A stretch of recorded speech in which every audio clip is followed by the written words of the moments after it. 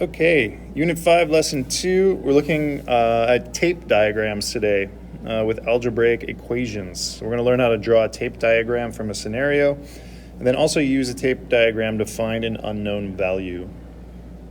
Don't forget to like or subscribe. All right, so here is an example of a tape diagram. Jen has M money, and she saves $5 more. Now she has $12. Draw a tape diagram. So what I'm going to do is I'm going to take this piece of information, and my tape diagram is going to be made up of little squares. So she has M money. She saves $5, and now she's got $12. That's basically what my tape diagram is going to look like. So if you don't know what the value is, you're just going to draw a little box and put your little letters in it, whatever letters. And then for everything else, you'll put your number. And then you just put how much is that all equal to. So let's say I have x plus 12 is equal to 30. This would be an example of a tape diagram. So we can use a tape diagram to also write an equation. So in this tape diagram, we'll start with A. I have x, my x, plus this piece, plus my 12, is equal to my total of 15. There's your equation. So these two things match. My tape diagram and my equation represent the same thing. X plus 12 is 15. In letter B, I have 1, 2, 3 x's. So if I have x plus x together, I have, well, I'll write it out first. I have x plus x plus 4 is equal to 10. Now these three x's, if I put them together, I can simplify them. They're like terms. X plus x is 3x. So 3x plus 4 equals 10. The next thing I want to look at is distributive property. All right, so the distributive property we're going to look at in two ways. One, I want you to understand what it means. 3 times x plus 2, or 3 groups of x plus 2, means I have x plus 2 3 times. X plus 2 plus x plus 2 plus x plus 2. I have it 3 times. Now, this is what I've done is what's called expand.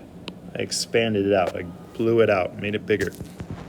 Now what I can do is I can simplify. What terms are the same? Well, I have 1x plus another x plus another x. I have x plus x plus x. And then I also have 2 plus 2 plus 2. Now, I've just expanded it. Now I'm going to simplify.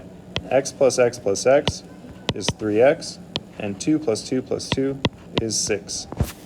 And that is done. These are unlike terms, so I can't simplify them.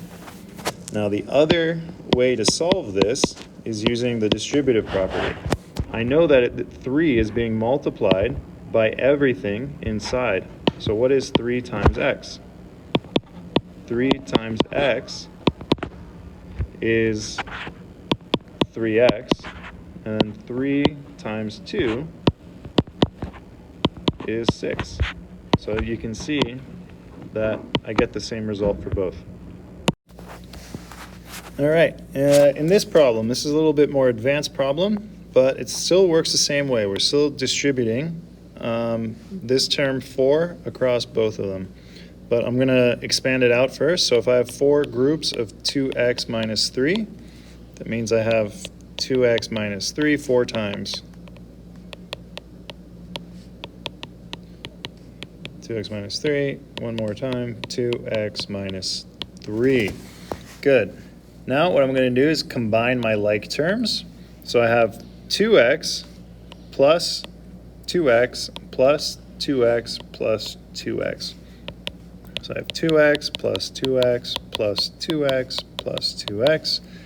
And then I have negative 3 plus a negative 3 plus a negative 3 plus a negative 3. Negative 3 plus a negative 3, which is just minus. So I have minus negative 3, minus 3, minus 3, minus 3.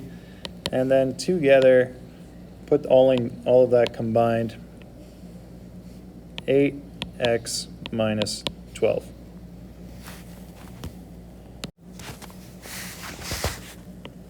And if we just look at it with the distributive property, all I'm thinking is what's 4 groups of 2x?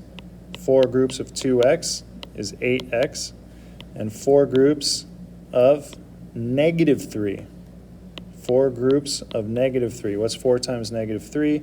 Negative 12. So it's 8x minus 12.